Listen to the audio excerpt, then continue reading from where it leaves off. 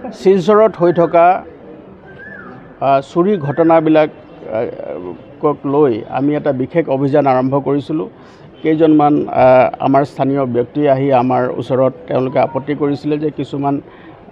টাউনৰ কিছুমান গলি কিছুমান ৱাৰ্ডত কিছুমান চুৰিৰ ঘটনা বৃদ্ধি পাইছে বুলি তেওঁলোকে আমাক জনাইছিলে আৰু আপত্তি কৰিছিলে। সেই সংক্ৰান্তত আমি যোৱা নিশা এটা বিশেষ অভিযান চলাইছিলোঁ আৰু এই অভিযান কালত আমি 11জনকৈ চোৰ হাতে লুটে আমি ধৰা পেলাবলৈ সক্ষম হৈছোঁ আৰু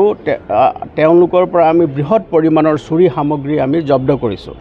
এই যিসকল ব্যক্তিক আমি ইতিমধ্যে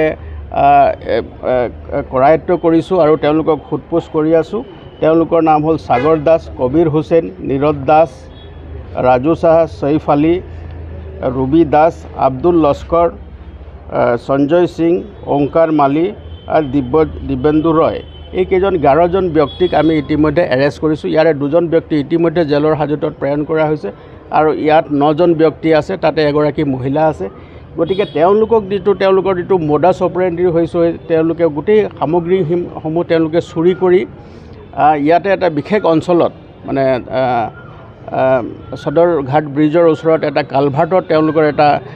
আড্ডা বহিছিলে, য'ত তেওঁলোকে গোটেই সামগ্ৰীখিনি তেওঁলোকে জব্দ কৰি তেওঁলোকে যিখিনি সামগ্ৰী চুৰি কৰি আনিছে সেই সামগ্ৰীখিনি তেওঁলোকে তাত ৰাখি তেওঁলোকে তাত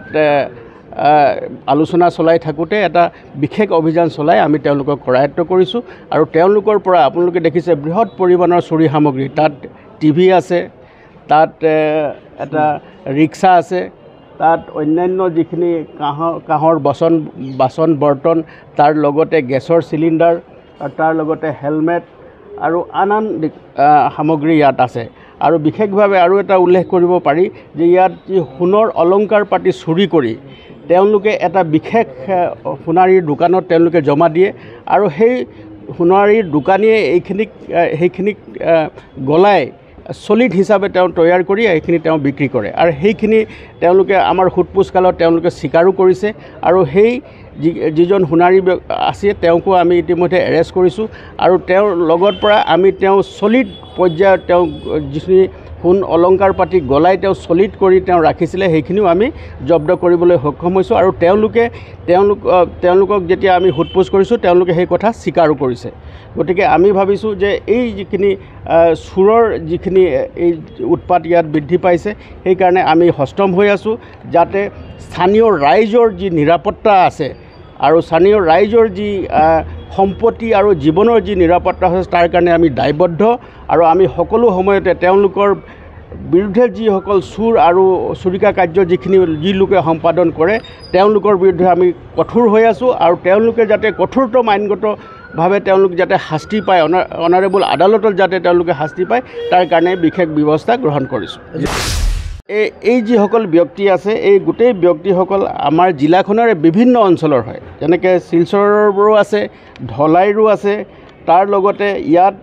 চুবুৰীয়া জিলাৰো আছে, হোজাইৰো আছে। গতিকে তেওঁলোকে এই যি বৰাক ভেলীৰ আৰু তাৰ অঞ্চলৰ বিভিন্ন অঞ্চলৰ পৰা তেওঁলোকে গোট খাই তেওঁলোকে এই চুৰিকা কাৰ্য তেওঁলোকে সংগঠিত কৰে। গতিকে আমি তেওঁলোকৰ এই যিটো ৰেকেট আছে, তেওঁলোকৰ এই চুৰিকা কাৰ্য চলাই যোৱা যি ৰেকেট আছে আৰু গোটেই ৰেকেটটো আমি যাতে বাষ্ট কৰিব পাৰোঁ আৰু তেওঁলোকৰ চাৰ্কুলত যিসকলে থাকি এই কামটো কৰি আছে তেওঁলোকে যাতে এই কাম কৰিব নোৱাৰে তাৰ কাৰণে আমি তৎপৰ হৈ আছোঁ আৰু তেওঁলোকৰ বিৰুদ্ধে আমি কঠোৰতম আইনগত ব্যৱস্থা ল'বলৈ তৎপৰ হৈ আছোঁ আৰু যিসকলে এই যি দুটা মোকৰ্দমা এই সংক্ৰান্তত আমি ইতিমধ্যে ৰুজু কৰিছোঁ আৰু এই দুটা মোকৰ্দমাৰ যিটো ইনভেষ্টিগেশ্যনৰ আওতাত যিসকল আহিব তেওঁলোকৰ বিৰুদ্ধেও কঠোৰতম আইনগত ব্যৱস্থা ল'বৰ কাৰণে আমি তৎপৰ হৈ আছোঁ। এজন মহিলা আছে যি সোণৰ অলংকাৰ চুৰি কৰিছিলে, তেওঁ স্বীকাৰো কৰিছে, তেওঁকো আমি ইতিমধ্যে এৰেষ্ট কৰিছোঁ।